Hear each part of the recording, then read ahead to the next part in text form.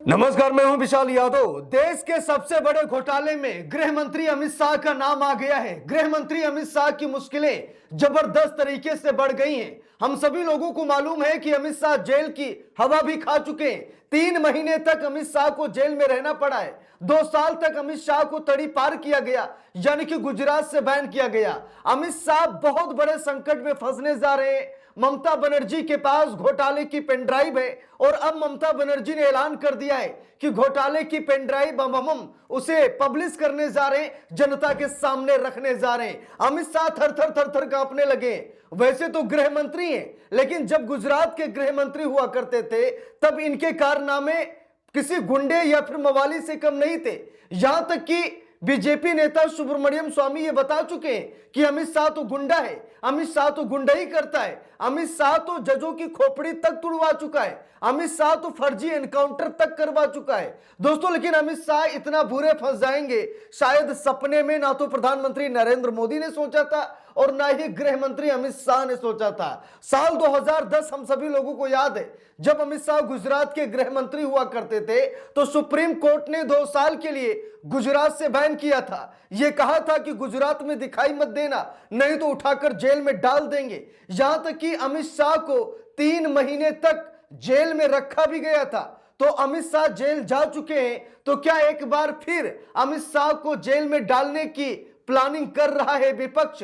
क्या अमित शाह को उठाकर जेल में डाल दिया जाएगा? दोस्तों, हाल ही में ममता बनर्जी ने यह खुलासा किया था, देश का सबसे बड़ा घोटाला कोयला घोटाला में अमित शाह का नाम आ गया है और कहीं न कहीं लाखों करोड़ों की फंडिंग अमित शाह को भेजी जा रही थी। इसकी पूरी जानकारी दीदी ममता बनर्जी के पास है और अब ममता बनर्जी इसका खुलासा करने जा रही हैं। जरा देखिए, खबर में लिखा भी है, कोयला घोटाले का पैसा शुभेंदु अधिकारी ने इस्तेमाल किया और अमित शाह को भेजा। मेरे पास इसके सबूत पेन ड्राइव में है, जरूरत पड़ी तो मैं इन्हें जनता के सामने पेश कर सकती हूं। मैं आमतौर पर प्रतिक्रिया नहीं देती, लेकिन अगर कोई मुझे छेड़ता है तो मैं उसे छोड़ती नहीं हूं। ममता बनर्जी ने बहुत पहले ये कह दिया था कि भाई मुझे छेड़ोगे तो मैं नहीं छोड़ूंगी। और दोस्तों, अब वैसी नौबत यहां पर क्रिएट होती नजर आ रही है। अब ममता बनर्जी अमित शाह के घोटाले की पेन ड्राइव पब्लिश करने जा रही हैं। महज कुछ ही दिनों में हम सभी लोग जान जाएंगे कि कोयला घोटाले का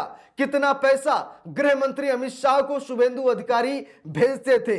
बात यहीं तक नहीं है, ममता बनर्जी ने भाजपा को खुली चुनौती दे दी है। लिखा भी है, भाजपा चाहे कितनी भी कोशिश कर ले वो बंगाल नहीं जीत पाएंगी। आपने महाराष्ट्र, हरियाणा और बिहार के चुनाव ताकत के दम पर जीते हैं। क्या आपको लगता है कि आप बंगाल पर भी ऐसा ही कब्जा कर पाएंगे?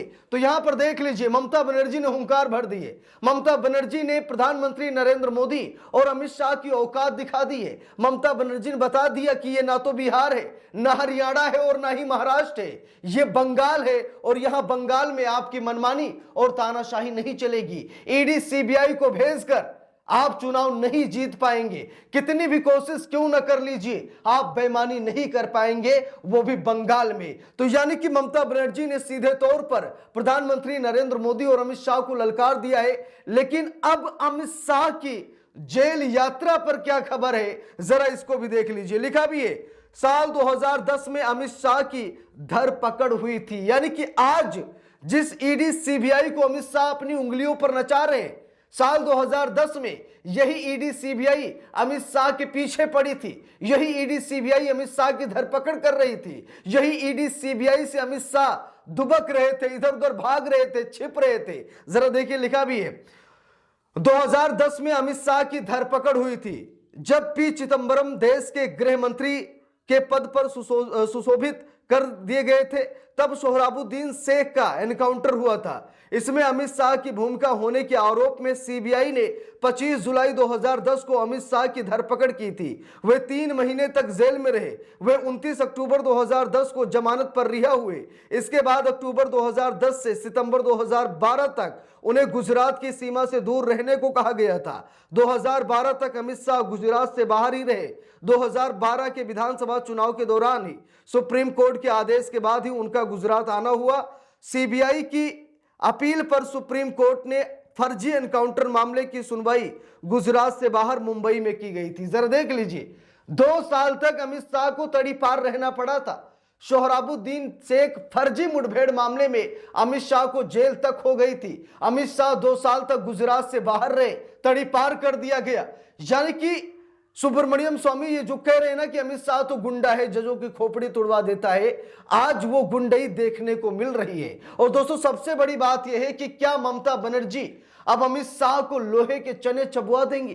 क्या अमित शाह को सलाखों के पीछे भिजवा देंगी? देश के सबसे बड़े घोटाले, कोयला घोटाले में अमित शाह का नाम आना यह देश के लिए दुर्भाग्य है। ऐसा नहीं होना चाहिए, लेकिन अब नाम आ चुका है। ममता बनर्जी के पास पेन ड्राइव है और उस पेन ड्राइव पर जल्द ही ममता बनर्जी या तो कोई बड़ी प्रेस कॉन्फ्रेंस करेंगी या फिर सीधे जनता को वो डेटा दे देंगी या फिर मीडिया में वो डेटा लीक कर देंगी, जिससे अमित शाह की फजीयत हो जाएगी। और हम सभी लोगों को मालूम है, अगर अमित शाह किसी बड़े घोटाले में फंसते हैं तो स्वाभाविक है कि सुप्रीम कोर्ट फिर से वही 2010 वाला खेल खेलेगा। ईडी सीबीआई को पीछे लगाएगा और सलाखों के पीछे भेजेगा।